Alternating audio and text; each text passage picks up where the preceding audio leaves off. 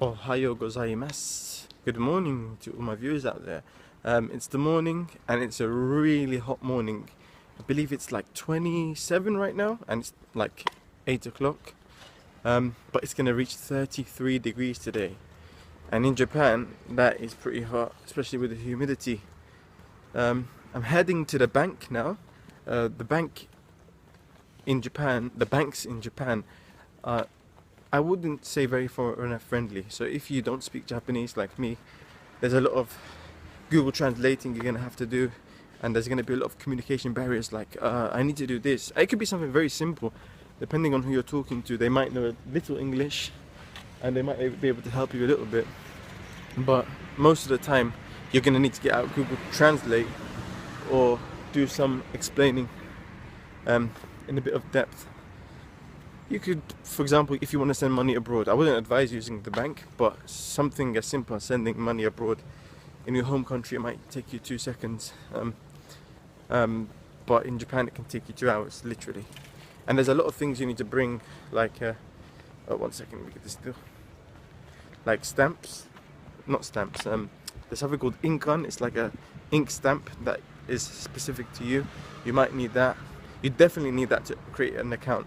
Some banks I think let you sign, just a normal signature, but in Japan it's advised, if you're staying here for at least a year, to get an inkan. It's I-N-K-A-N,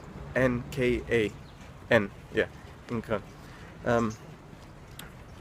What is the best bank in Japan? None of them. Oh crap, no, I'm just joking. Well, the best bank, I don't think there's a best bank. Maybe the most foreigner friendly bank is USJ.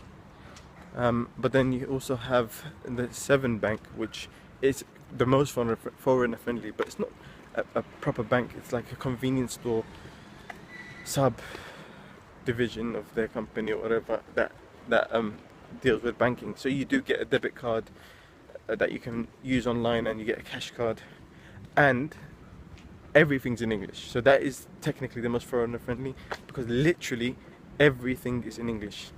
There's nothing that you can't find and do in English. You can send money abroad from convenience stores all across Japan, 7-Eleven convenience stores, or you can buy stuff online, you can check your balance online, and everything is accessible in English. So if you don't speak any Japanese, and even if you speak Japanese, you can't really read Japanese. Reading is a whole nother level of difficulty. Actually, talking about reading and learning Japanese, I started learning again.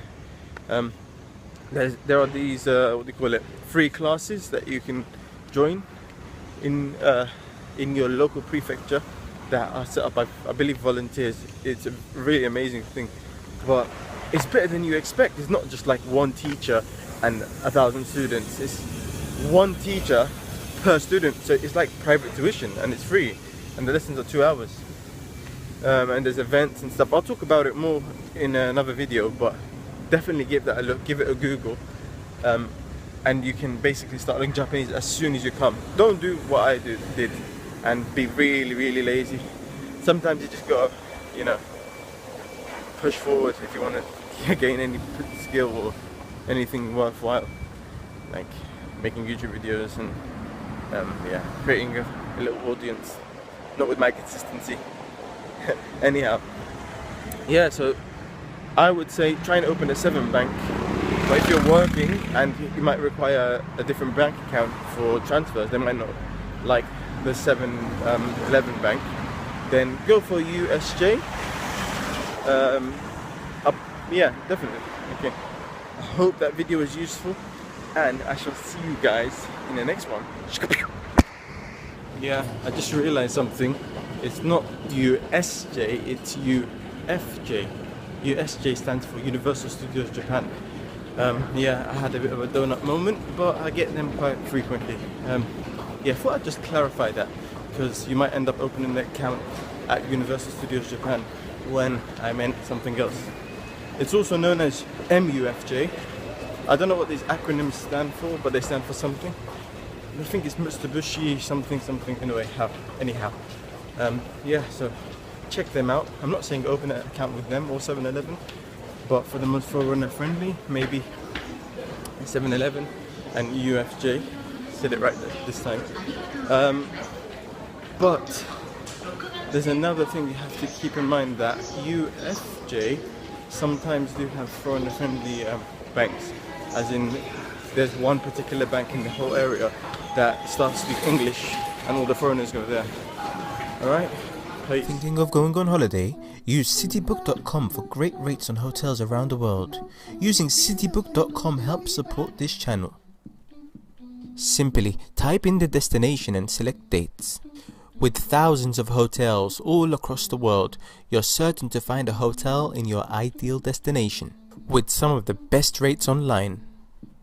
So visit citybook.com and get your holiday started today.